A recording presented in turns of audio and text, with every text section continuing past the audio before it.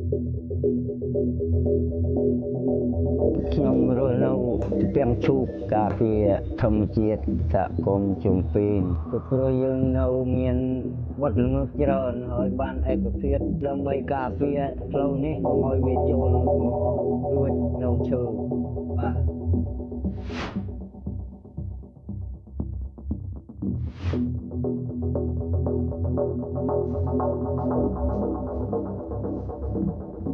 ខ្ញុំឈ្មោះព្រំឈុំនៅភូមិបានផលហើយអាយុ71ហើយបាទហើយនៅភូមិរំទុំស្រុករវៀងខេត្តព្រះវិហារខ្ញុំជាជនជាតិដើមភាគតិចគួយខ្ញុំសង្ហើយខ្ញុំរស់នៅទំពាំងឈូកការពារធម្មជាតិសហគមន៍ជំពីនខ្ញុំចាប់ផ្ដើមការពារពី2018ព្រៃនេះគឺ3422ហិកតានៅកន្លែងនេះជួនកាលក៏អស់ខ្ញុំចេះតែធ្វើកូនរាក់កណ្ដោរាក់កង្ហែនទៅក៏ចេះតែយកមកហូបទៅចេះតែរកខ្លួនឯងខ្លះជួនកាលក៏សហគមន៍គេជំនួយខ្លះ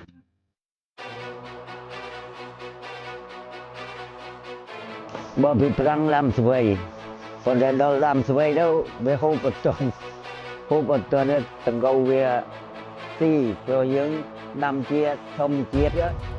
មានអាសត្វលេតវារុំខូចប៉ុន្តែបានយកទៅលក់ប្រហែលទេ2-3បេ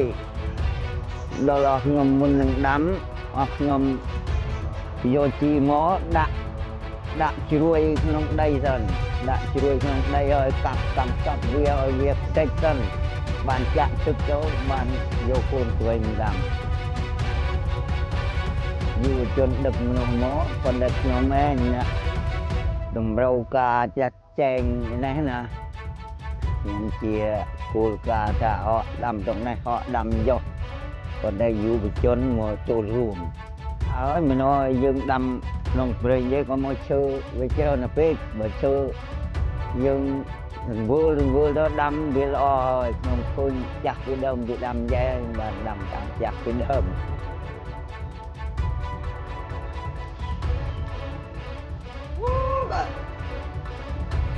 ខ្ញុំមុននេះជួនកាលក៏ខ្ញុំចំណេញយ៉ែនោះជួនកាលក៏បើមានលុយក៏គ្រាន់តែទិញកន្ទក់នឹងដងមកបាច់ឲ្យញ៉ាំដង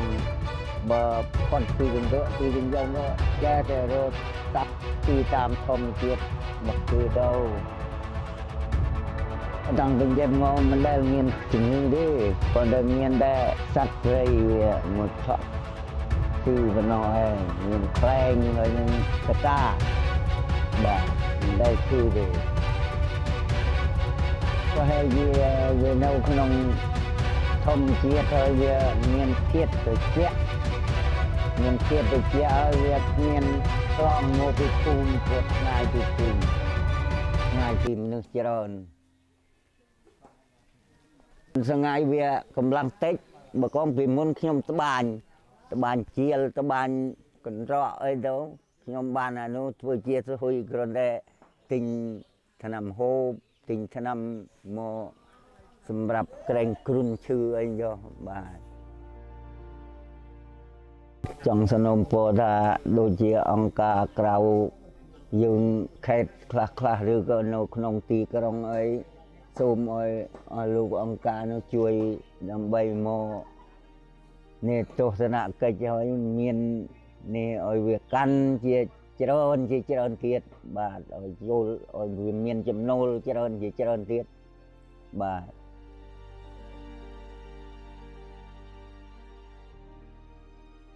យើងនៅមានបទល្មើសច្រើនហើយបានឯកភាពនឹងភូមិនឹងគណៈកម្មការនិងសមាជិកសហគមន៍គាត់ថាចង់មកបិទផ្លូវនេះដូច្នេះខ្ញុំជាចាស់វិទ្យាចារ្យមួយរូបដែរក៏នាំគ្នាបដិញ្ញាថាទោះយើងប្រមាណអ្នក2 3 4 5នាក់ទៅឈរជើងនៅនេះឈរជើងដើម្បីការពារផ្លូវនេះកុំឲ្យវាចូលមកលួចនៅឈើ